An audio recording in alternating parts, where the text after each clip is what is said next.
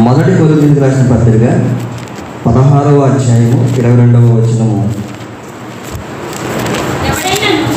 ఎవడైనను ప్రభువును ప్రేమించుకుంటే వాడు శపింపబడిన గాక. ప్రభువు వచ్చుచున్నాడు. ఎవడైనను దేవుని ప్రేమించుకుంటే ఏమవుతారంట? శపింపబడతారంట.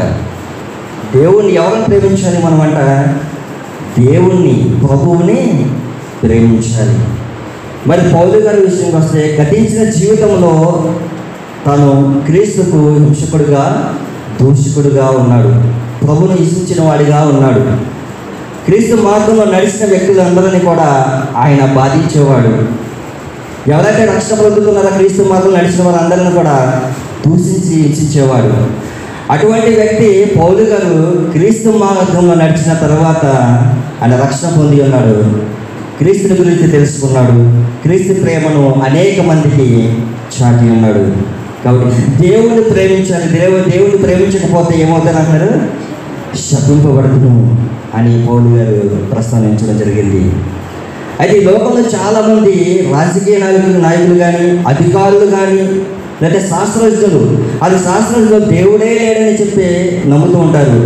అటువంటి వ్యక్తులు రోజు బైబిల్ ఉన్నటువంటి వాస్తవికతను ఆధారం చేసుకుని ఇది సత్యము, బైబిల్ ఉన్నటువంటి జరుగుతున్నవి అని, క్రీస్తు ఉన్నాడని చాలామంది శాస్త్రజ్ఞులు కూడా ప్రకటిస్తున్నారు.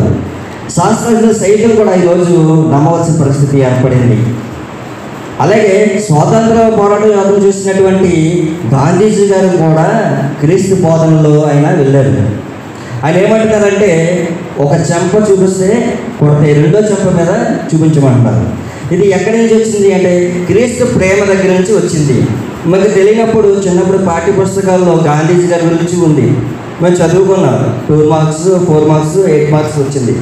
మేము రాస్తాం. మాకు తెలియనప్పుడు ఇది గాంధీజీ గారు చెప్పారా అనుకున్నాము.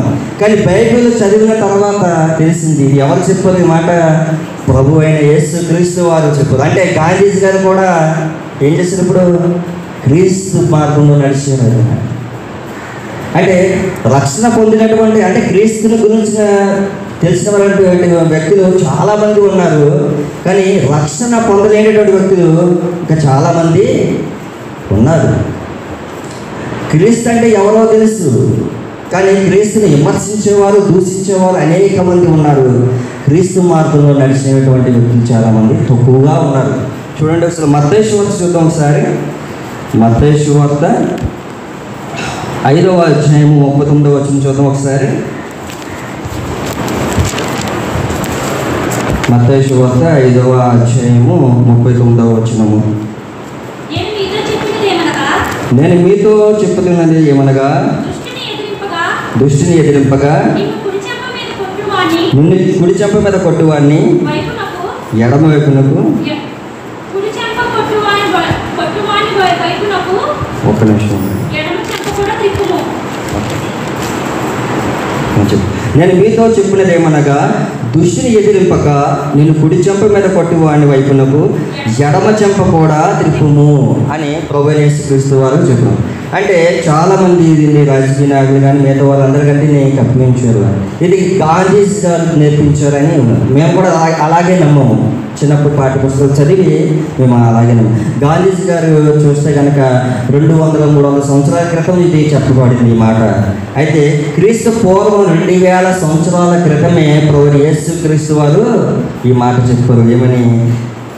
దృష్టి ఎదురుపక నిన్ను కుడి చెంప మీద కొట్టువాని వైపునకు ఎడవ చెంప కూడా తెలుపుము అని ప్రభువైన యేసుక్రీస్తు వారు 2000 సంవత్సరాల క్రితమే ఈ మాట చెప్పడం జరిగింది. అంటే ఇది చాలామంది గాంధీజీ గారే చెప్తారు అనుకుంటారు. ఇప్పుడు అయ్యగారు ఉన్నారు. అయ్యగారు ఏమంటారంటే, నీ వాక్యమే నేను బ్రతికించును అని మాట చెప్పారు. 1 నెల తర్వాత నేను నీ వాక్యం నేను బ్రతికించును అని నేను చెప్పాను అనుకోండి. ఇప్పుడు ఎవరు చెప్పాడు? నేను చెప్పానా అయ్యగారు చెప్పారా? ముందు ఎవరు చెప్పారు మాట? అయ్యగారు చెప్పారు. అంటే అర్థం చేసుకోవడం కోసం. అంటే ఈ మాట ఎవరు చెప్పారు? ముందు అయ్యగారు చెప్పారు. అయ్యగారి నుంచి నేను ఏం చేస్తాను? కాపీ చేశాను, జిరాక్స్ చేస్తాను. అంటే నాకంటే ముందుగా ఎవరు చెప్పారు? అయ్యగారు చెప్పారు. ఇప్పుడు ఈ మాట ఎవరు చెప్పారు? గాంధీజీ గారు చెప్పలేదు. 2000 సంవత్సరాల క్రితమే యేసుక్రీస్తు వారు ఈ మాట పలకడం జరిగింది. ఇది వాస్తవికత అందరూ కూడా తెలుసుకోవాలని మాట చెప్తున్నాను. అంటే క్రీస్తుని ఎరుగునటువంటి వారు చాలామంది ఉన్నారు, కానీ ఇంకా అంగీకరించినటువంటి వ్యక్తులు ఇంకా ఎవరు లేరు. కాబట్టి వారి కొరకు మనం అందరం కూడా ప్రార్థించాలి. ప్రభువైన యేసుక్రీస్తు వారు మనందరినీ శాశ్వతమైన ప్రేమతో మనందరినీ ప్రేమిస్తున్నారు. ఆయన ప్రేమను ఎవరు కూడా వెలకట్టలేరు. ఆయన ప్రేమ వహించలేదు. ఆయన ఊహకు అందరిది. ఎందుకంటే భూమి ఆకాశము కంటే ఎంత ఎత్తుగా ఉన్నదో ఆయన కృప, ఆయన ప్రేమ మన పట్ల అంత విస్తారముగా చూపిస్తున్నారు. ఆయన అనంతమైన ప్రేమను మన మీద కలిగి ఉన్నారు ఆయన. కాబట్టి మనం ఎవరిని ప్రేమించాలి అంటే మొదట ప్రభువైన యేసుక్రీస్తు వారిని మనం అందరం కూడా ప్రేమించాలి. ఎందుకంటే మారా వంటి చేతి జీవితాన్ని మనందరినీ కూడా మార్చగలిగిన గొప్ప దేవుడు ఎవరంటే ఆ పరిశుద్ధుడు ప్రభువైన యేసుక్రీస్తు వారు. 1 యోహాను చూడండి, 1 యోహాను 4వ అధ్యాయం చూడండి ఒకసారి. 1 యోహాను 4వ అధ్యాయము 19వ వచనం చూద్దాం ఒకసారి. 1 యోహాను 4వ అధ్యాయము 19వ వచనం. 1 యోహాను 4వ అధ్యాయం, 1వ యోహాను పత్రిక.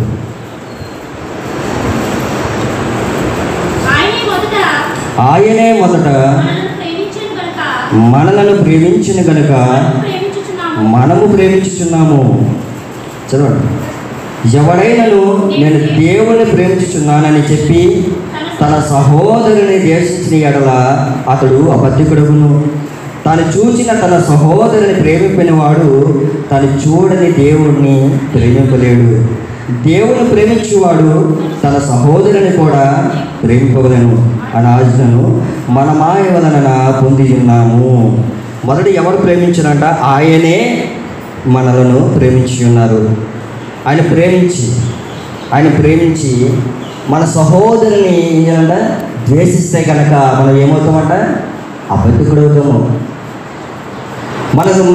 మనతో ఉన్నటువంటి రక్త సంబంధికులందరినీ కూడా మనం అందరము ప్రేమించాలి. నువ్వు తల్లి తండ్రిని ప్రేమించాలి, కొడుకు కూతురిని ప్రేమించాలి, అన్నదమ్ముల్ని అక్క చెల్లుల్ని అందరినీ కూడా ప్రేమించాలి.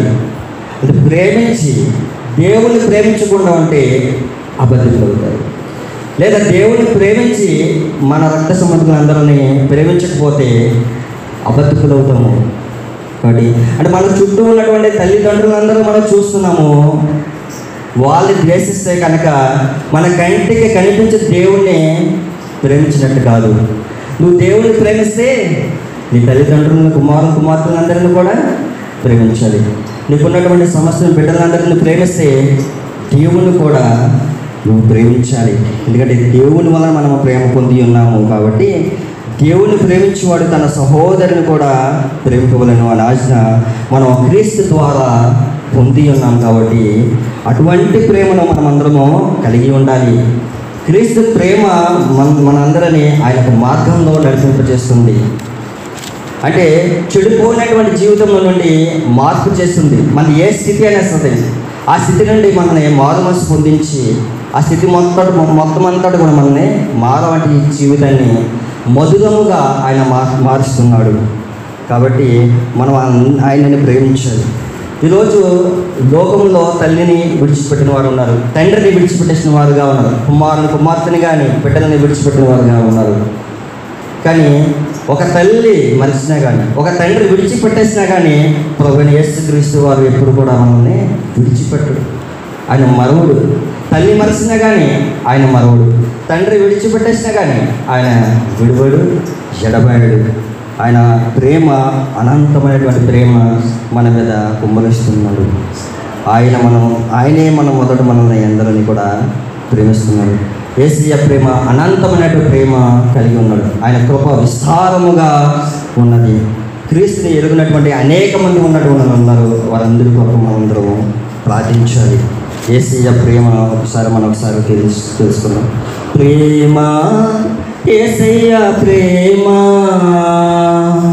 ప్రేమ యేసయ్య ప్రేమ, ప్రేమ యేసయ్య ప్రేమ, ప్రేమ యేసయ్య ప్రేమ మారనిది మరువనిది వీడనిది ఎడబాయనిది మారనిది మరువనిది వీడనిది ఎడబాయనిది ప్రేమ యేసయ్య ప్రేమ ప్రేమ యేసయ్య ప్రేమ తల్లి మరచిన గాని నన్ను మరువనన్న ప్రేమ తండ్రి విడిచిన గాని నన్ను విడువనన్న ప్రేమ తల్లి మరచిన గాని నన్ను మరువనన్న ప్రేమ తండ్రి విడిచిన గాని నన్ను విడువనన్న ప్రేమ నేడిస్తుంటే ఎత్తుకున్న ప్రేమ తన కోగిట్లో నన్ను హత్తుకున్న ప్రేమ నేడుస్తుంటే ఎత్తుకున్న ప్రేమ తన కోగిట్లో నన్ను హత్తుకున్న ప్రేమ ప్రేమ యేసయ్య ప్రేమ ప్రేమ యేసయ్య ప్రేమ మారనిది మరువనిది వీడనిది ఎడబాయనిది మారనిది మరువనిది వీడనిది ఎడబాయనిది ప్రేమ యేసయ్య ప్రేమ ప్రేమ యేసయ్య ప్రేమ యేసుప్రేమ ఎటువంటిదంట? మారనిది మరువనిది వీడనిది ఎడబాయనిది. ఎవరు మర్చిపోయినా సరే ఆ క్రీస్తు మాత్రం మర్చిపో. ఎవరు విడిచిపెట్టేసినా కానీ దేవుడు మాత్రం ఎన్నడూ కూడా విడిచిపెట్టడు. ప్రభువైన యేసుక్రీస్తు వారు మనకి కలలో కానీ ఒక దర్శనం కల్పించి లేదా కనబడి నిజంగా నువ్వు నన్ను ప్రేమిస్తున్నావా అని అడిగితే మనం ఏ సమాధానం చెప్పాలి? అవును ప్రభు, నిజంగా నేను నిన్ను ప్రేమిస్తున్నాను అని చెప్పాలి. మరొకసారి రెండో మారు ఆ మాట పలకగానే ఏం చెప్పాలి? రెండోసారి కూడా అదే మాట చెప్పాలి. ఎందుకంటే నీ మాట అవునంటే అవును, కాదంటే కాదు అనే విధంగా ఉండాలి. వాస్తవంగా చెప్పుకోవాలి. నమ్ముట నీ వలనైతే సమస్తము సాధ్యమే. నమ్ముట నీ వలనైతే సమస్తము సాధ్యమే. కొంతమంది చూడండి, నేనంటే ఇష్టమా అని 10 సార్లు అడిగారని చూడండి, చిరాకు వచ్చేస్తుంది. చిరాకు రాకూడదు. దేవుడు ఏది అడిగినా మన కొరకు మంచి ఫలితాలనే ఇస్తాడు, మంచి ఈవులనే ఇస్తాడు. దేవుడు ప్రతి విషయంలో కూడా మనల్ని టెస్టింగ్ చేస్తాడు, పరీక్ష చేస్తాడు. దేవుడిని మనము అడిగే విధంగా ఉండాలి. అడుగుడి మీకు ఇయ్యబడును అంటే దేవుడు ప్రశ్నించే విధంగా మనం ఉండకూడదు. దేవుడిని ప్రశ్నించేంత గొప్పవారేమీ కావు. మనం ఏ పాటి వారము ఒక నవమాత్రం మాత్రమే మనము. కాబట్టి దేవుడిని మనము అడిగే విధంగా ఉండదు. నీకు ఏ స్థితి అయినా సరే, నీకు ఏ వ్యాధి బాధల నుండి అయినా దేవుడు నిన్ను రక్షిస్తాడు. నీకు ఏ లోపం ఉన్నా సరే ఆ లోపం నుండి ఆయన సరిచేస్తాడు, రక్షిస్తాడు ఆయన. అలాగే ప్రభువైన యేసుక్రీస్తు వారు పేతురు గారి గురించి చెప్తున్నారు. ఆయన శిష్యులకు అందరికీ చెప్తున్నారు ఏమనంటే, ఆయన ఏ విధంగా శ్రమ పడతాడు, ఏ విధంగా మరణిస్తారు, ఏ విధంగా అతన్ని సిలువ వేస్తారు అన్న విషయం గురించి చెప్తున్నప్పుడు, భోజనం చేసినారు, రొట్టె ద్రాక్షరసం ఇచ్చినప్పుడు ఆ సందర్భం చెప్తున్నారు. పేతురు గారిని చూసి, పేతురు నువ్వెవరో నేనెవరో నువ్వు తెలియదని 3 సార్లు నువ్వు అబద్ధం చెప్తావు అని. పేతురు గారు ప్రభువా, నేను ప్రభువా అని అంటారు. తర్వాత యేసుక్రీస్తు వారిని చాలాసార్లు యేసుతో పట్టబడిన తర్వాత అందులో ఒక వ్యక్తి అడిగితూ ఉంటారు, నువ్వు కూడా రోజు క్రీస్తుతో ఉన్నవాడివి అంటే పేతురు అంటారు, నేను కాదు అని చెప్తారు. మరొకసారి రెండవసారి అదే మాట అడుగుతారు. ఆ క్రీస్తు ఎవరో నాకు తెలియదు అని మరొకసారి అబద్ధం చెప్తారు. 3వసారి అడిగినప్పుడు కూడా నాకు తెలియదు, నేను లేను అని పేతురు గారు అబద్ధం చెప్తారు. అంటే తన జీవితంలో 3 సార్లు అబద్ధం చెప్పడం జరిగింది.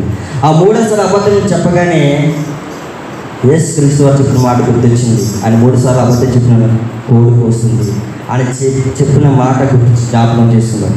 ఆ చేసినటువంటి పాపానికి తను పశ్చాత్తాపడతాడు. అంటే మన జీవితంలో చేసిన తప్పులకి, పాపానికి ఏముండాలంటే పశ్చాత్తాపం కలగాలి, పశ్చాత్తాపం ఉండాలి.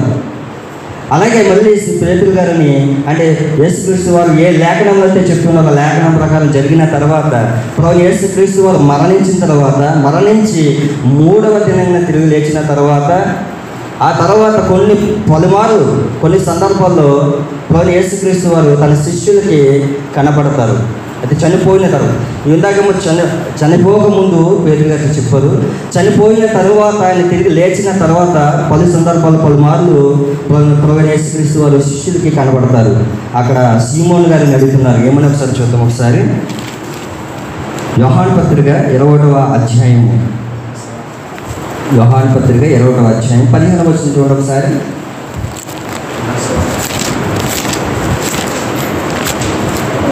యోహాను పత్రిక 15వ అధ్యాయం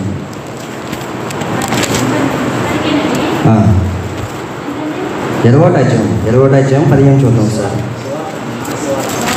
యోహాను సువార్త 21వ అధ్యాయము 15వ వచనం. వారు భోజనము చేసిన తర్వాత యేసు సీమోను పేతురును చూచి, యోహాను కుమారుడైన సీమోను, వీరికంటే నువ్వు నన్ను ఎక్కువగా ప్రేమించుతున్నావా అని అడగగా అతడు, అవును ప్రభువా, నేను నిన్ను ప్రేమించుచున్నానని నీవే ఎరుగుదువని ఆయనతో చెప్పాను. యేసు నా గొర్రె పిల్లలని మేపుమని అతనితో చెప్పాను.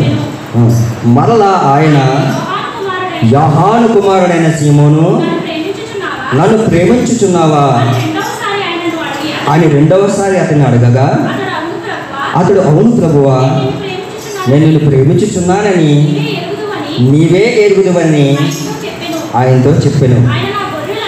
ఆయన అంటున్నాడు, నా గొర్రెలను కాయమని చెప్పాను. మూడవసారి ఆయన, యోహాను కుమారుడైన సీమోను, నన్ను ప్రేమించుచున్నావా అని అతన్ని అడిగాను. నన్ను ప్రేమించుచున్నావా అని మూడవసారి తను అడిగినందుకు పేతురు వ్యసనపడి, ప్రభువా, నువ్వు సమస్తము ఎరిగిన వాడువు, నిన్ను ప్రేమించుచున్నానని నీవే ఎరుగుదువని ఆయనతో చెప్పాను. యేసు, నా గొర్రెలను మేపుము. చాలు ప్రభు యేసుక్రీస్తు వారు సీమోను పేతురు అయినటువంటి అతను చూచి అడిగినాడు, పేతురు, సీమోను పేతురు, నువ్వు నన్ను ప్రేమించుచున్నావా అని మొదటిసారి అడిగాడు. ప్రభువా, నేను ప్రేమించుచున్నానని చెప్పాడు. రెండవసారి మళ్ళీ అడిగాడు, అవును ప్రభువా, నేను నిజంగా నేను ప్రేమిస్తున్నాను అన్నాడు. మూడోసారి ప్రభు యేసుక్రీస్తు వారు మూడోసారి అడిగాడు. ఆయన ఏం చేశారు? పేతురు గారు వ్యసన పడ్డాడు. సమస్తము నీవే ఎరిగి ఉన్నా తండ్రి, నువ్వే నేను ప్రేమిస్తున్నానని తెలియదా అని పేతురు గారు ఏం చేశారు? వ్యసన పడిపోయాడు. కాబట్టి మనం వ్యసన పడకూడదు.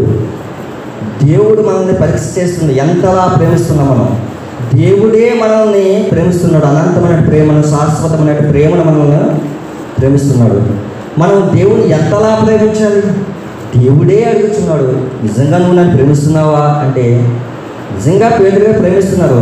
మూడోసారి అడిగినప్పుడు పేతురు గారికి ఏమన్నారు? వ్యసన పడిపోయారు. అంటే వ్యసన పడకూడదు. దేవుణ్ణి మనం ప్రశ్నించే విధంగా ఉండకూడదు. మన దేవుణ్ణి అడగాలి. ఏదైనా సమస్తము ఆయనకి సాధ్యమే. అటువంటి పేతురు తన జీవితంలో, యేసుక్రీస్తు బ్రతుకున్న జీవితంలో 3 సార్లు అబద్ధం చెప్పి ఉన్నాడు. చనిపోయిన తర్వాత అనేక సార్లు ఆరోగ్యం తర్వాత ముందు పలు సందర్భాల్లో ప్రత్యక్షమైనప్పుడు పేతురు గారిని పరీక్ష చేశారు. 3 సార్లు అడిగినప్పుడు ఆయన వ్యసన పడిపోయి ఉన్నారు. అటువంటి జీవితంలో కలిగినటువంటి వ్యక్తి తను ఏమయ్యాడో చూద్దాం ఒకసారి. పేతురు గారు అపోస్తల కార్యంలో చూద్దాం ఒకసారి. అపోస్తల కార్యంలో 2వ అధ్యాయం 38వ వచనం చూద్దాం ఒకసారి. అపోస్తల కార్యంలో 2వ అధ్యాయము 38వ వచనం.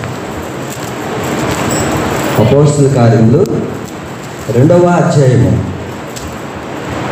అపోస్తల కార్యంలో 2వ అధ్యాయము 38వ వచనం.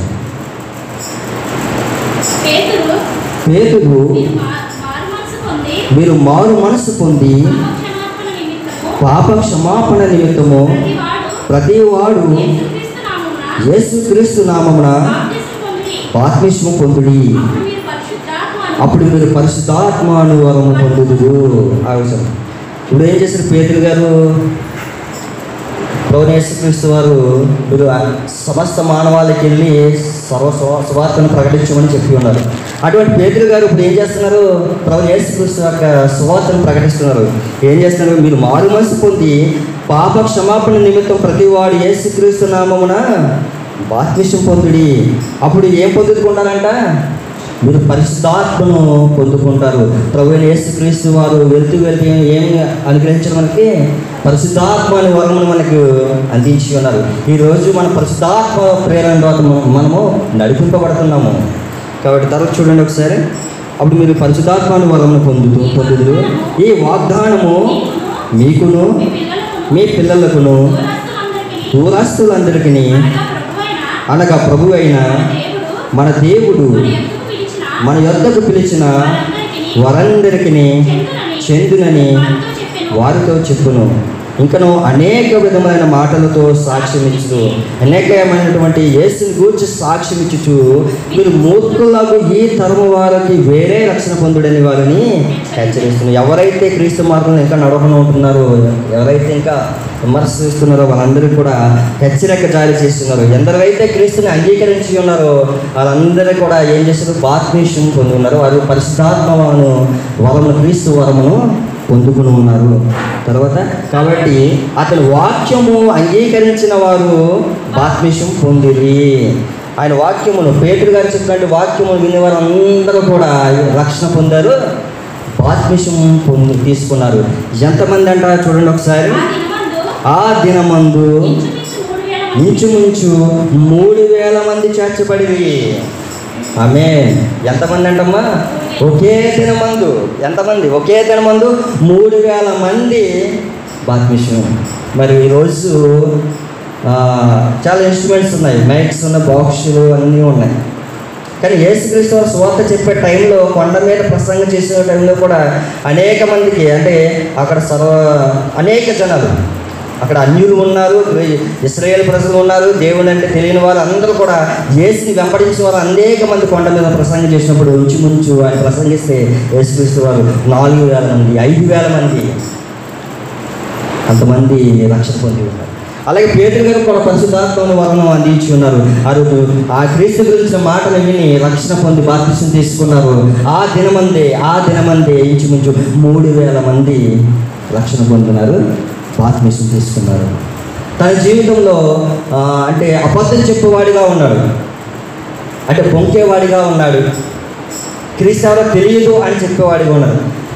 సీమోను పేతురు, నువ్వు ప్రేమిస్తున్నావా అంటే అవును ప్రభువా నేను ప్రేమిస్తున్నాను. 3 సార్లు వ్యసనపడే జీవితం కలిగినటువంటి పేతురు గారు ఆఖరికి క్రీస్తు మార్గంలో నడిచిన తరువాత,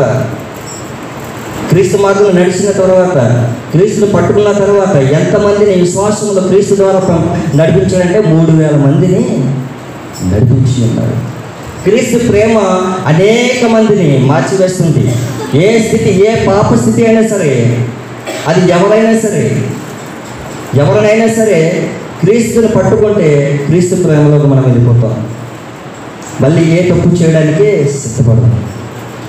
క్రీస్తు ప్రేమ అనేక లోకమంతటి కూడా అనేక మంది ధనికులు, పేదలు అందరూ కూడా క్రీస్తు మార్గంలో నడుస్తున్నటువంటి వారు అనేక మంది, ఇంకా నడవవలసిన వారు, అంగీకరించినటువంటి వారు ఇంకా అనేక మంది ఉన్నారు. ప్రభువైన యేసుక్రీస్తు కూడా మనల్ని, మీరు నిజంగా నన్ను ప్రేమిస్తున్నారంటే మనం కూడా ఏంటి సమాధానం చెప్పాలి? ప్రభువా నేను నిజంగా ప్రేమిస్తున్నాను. 3 సార్లు కాదు, 10 సార్లు అడిగినా నీ మాట అవునంటవును, కాదంటే కాదనే విధంగా ఉండదు. ప్రభు నిజంగా నేను నిన్నే ప్రేమిస్తున్నాను, నిన్ను తప్ప వేరే దేవుణ్ణి నేను ప్రేమించను అని హృదయంలోను మన నోటి ద్వారా హృదయపూర్వకంగా ఒప్పుకోవాలి. అందరికన్నా మిన్నగా నన్నందరికన్నా మిన్నగా ప్రేమించుచున్నావా, నన్ను ప్రేమించుచున్నావా. అందరికన్నా మిన్నగా నన్నందరికన్నా మిన్నగా ప్రేమించుచున్నావా, నన్ను ప్రేమించుచున్నావా. అవును ప్రభు ప్రేమించుచున్నాను, నేను ప్రేమించుచున్నాను. అవును ప్రభు ప్రేమించుచున్నాను, ప్రేమించుచున్నాను, నేను ప్రేమించుచున్నాను. అందరికన్నా భిన్నగా నన్నందరికన్నా భిన్నగా ప్రేమించుచున్నావా, నన్ను ప్రేమించుచున్నావా. కన్నులు ఇప్పుడు తెరిచినవి కొన్ని, ముగ్గు పచ్చలారినవి కొన్ని. కన్నులు ఇప్పుడు తెరిచినవి కొన్ని, ముగ్గు పచ్చలారినవి కొన్ని. తల్లి పాలు విడివనివి కొన్ని, ఈ లోకమే తెలియనివి కొన్ని. తల్లి పాలు విడివనివి కొన్ని, ఈ లోకమే తెలియనివి కొన్ని. ఈ గొర్రె పిల్లలన్నింటిని తల్లిని మించిన ప్రేమతో నువ్వు మేపవా సీమోను, నువ్వు మేపవా. అందరికన్నా భిన్నగా అందరికన్నా భిన్నగా ప్రేమించుచున్నావా, నన్ను ప్రేమించుచున్నావా. అందరికన్నా భిన్నగా అందరికన్నా భిన్నగా ప్రేమించుచున్నావా, నన్ను ప్రేమించుచున్నావా. అవును ప్రభు ప్రేమించుచున్నాను, నేను ప్రేమించుచున్నాను. అవును ప్రభు ప్రేమించుచున్నాను, నేను ప్రేమించుచున్నాను. ప్రేమించుచున్నాను, నేను ప్రేమించుచున్నాను. ప్రేమించుచున్నాను, నేను ప్రేమించుచున్నాను. ఎట్టి పరిస్థితులైనా సరే, ఏ సమయంలో సరే, మనం పడుకున్నా కూర్చున్నా లేచున్నా దేవుణ్ణి ఇప్పుడు జ్ఞాపకం చేసుకోవాలి, దేవుణ్ణి ఆరాధించాలి. ఎప్పుడు కూడా ఆయన మనల్ని ఇప్పుడు కూడా నిరంతరం కూడా మనం ప్రేమిస్తున్నారు. మనం కూడా అటువంటి జీవితము మనం కలిగి ఉండాలి. మరి ప్రభు యేసుక్రీస్తు వారు ఎంతో అనంతమైన ప్రేమను మన చూపిస్తారు. మరి లోక ప్రేమ చాలామంది మనసులను గాయపరుస్తుంది. వారికి ఉన్నటువంటి లోపము, వారి శరీరంలో ఉన్న లోపము చూసి నవ్వుతుంటారు, ఎగతాళి చేస్తూ ఉంటారు. ఆ లోపము చూసి ఎగతాళి చేస్తుంటారు, నవ్వుతూ ఉంటారు. కానీ యేసయ్య ఆ గాయపడినటువంటి హృదయాన్ని ఏం చేస్తాడు? బాగు చేస్తాడు. ఏ లోపమున్నా సరైనా ప్రేమిస్తూ ఉంటాడు. కుష్ఠరోగం ఉన్నాడు, ఆ కుష్ఠరోగుని దగ్గరికి కూడా వెళ్ళి ప్రభువారు ఆయన ముట్టుకుని, ఎవరు కూడా ఆ కుష్ఠరోగులని పట్టుకోరు, దూరంగా జరిగిపోతారు. కానీ నా ప్రభువు, నా యేసయ్య ఆ కుష్ఠరోగిని పట్టుకుని రోగు నుంచి హత్తుకుని అతన్ని స్వస్థపరిచాడు. ప్రభు నాకు ఎంతో స్తుతులు స్తోత్రం మనం చెల్లించాలని. ఈ లోకంలో మనకి డబ్బు ఉంటే మనల్ని ప్రేమిస్తూ ఉంటారు, మంచి దుస్తులు వేసుకుంటే ప్రేమిస్తారు, విలువైన వస్తువులు ఉంటే ప్రేమిస్తూ ఉంటారు. ఈ డబ్బు లేకపోతే ఎవరైనా ప్రేమిస్తారా? ప్రేమించరు. మంచి బట్టలు కానీ విలువైన వస్తువులు లేకపోతే ఎవరైనా ప్రేమిస్తారా? ఎవరు కూడా ప్రేమించరు. కానీ ఏమున్నా లేకపోయినా, నీ దగ్గర ఉన్నా లేకపోయినా కానీ నా ప్రభువు మాత్రం ఎప్పుడు నిన్ను ప్రేమిస్తూనే ఉంటాడు. నీ దగ్గర డబ్బు లేకపోయినా ప్రేమిస్తూ ఉంటాడు, నీ దగ్గర విలువైన వస్తువులు లేకపోయినా కానీ నా ప్రభువు ప్రేమిస్తూనే ఉంటాడు. ఈ లోకపు మనుషులు ఆయా మనుషులు బట్టి ఆయా పరిస్థితుల్లో సందర్భాల్లో ఏం చేస్తారు? మారిపోతూ ఉంటారు. అంటే నీ దగ్గర డబ్బు ఉంటేనే మాట్లాడతారు, చేస్తారు, ప్రేమిస్తూ ఉంటారు. కానీ యేసయ్య ఏం చేస్తారు? ఏ సమయంలో సరే ఆయన ప్రేమ ఎప్పటికీ మారదు. ఆయన ప్రేమ ఎప్పటికీ మారనది, విడువనది. ఈ అడపాయిన ప్రేమ చూపిస్తూ ఉంటాడు నా యేసయ్య. విశ్వాల యేసయ్యకి గట్టిగా స్తోత్రం చెప్తాము, యేసయ్యకి వందనాలు చెప్తాము. అటువంటి ప్రేమను మనందరి మీద కనపరుస్తున్నాడు. మనం కూడా నిరంతరము యేసయ్య కృపలో మనము నిరంతరము జీవనం కలిగి ఆయన మార్గం తట్టు నడిపించింది. ఆయన మన మార్గం తట్టు సరళం చేస్తున్నాడు. యేసయ్య మార్గము, ఆయన మార్గం మన అందరం కూడా నడుద్దాము. యేసయ్య ఏ విధంగా అయితే మనందరూ ప్రేమిస్తున్నాడు, మనము కూడా మన రక్త సంబంధులను అందరూ ప్రేమించాలి. ఎందుకంటే మన చుట్టూ ఉన్న వాళ్ళని ప్రేమిస్తేనే మన దేవుణ్ణి ప్రేమించిన వారు అవుతాము. మనం వేరే ద్వేషిస్తే దేవుణ్ణి ప్రేమించిన వారు కాదు. కాబట్టి దేవుణ్ణి ప్రేమించిన వారందరూ కూడా ఏంటంటే ఆయన ఆజ్ఞలు ఏవైతే ఉన్నాయో, ఆ వాక్యానుసారంగా జీవించి ఆయన న్యాయమును, ఆయన కట్టడలను అన్నిటినీ కూడా మనమందరము గైకొనాలి. ఆయన ఆజ్ఞను, ఆయన వాక్యమును గైకొని వాడే నిజంగా యేసును ప్రేమించిన వాడు. మరి అటు కృప మనందరికీ దయచేయను కాక. ఈ కొద్ది నిమిషములు మరి పరిశుద్ధ వాక్యము మీ అందరి హృదయములో, అందరి వినికుడిలో ప్రవేశిస్తువారు భద్రపరచును గాక. ఆమేన్. దేవునికి స్తోత్రం. హల్లెలూయా. దేవునికి స్తోత్రం. హల్లెలూయా. మరణాతా.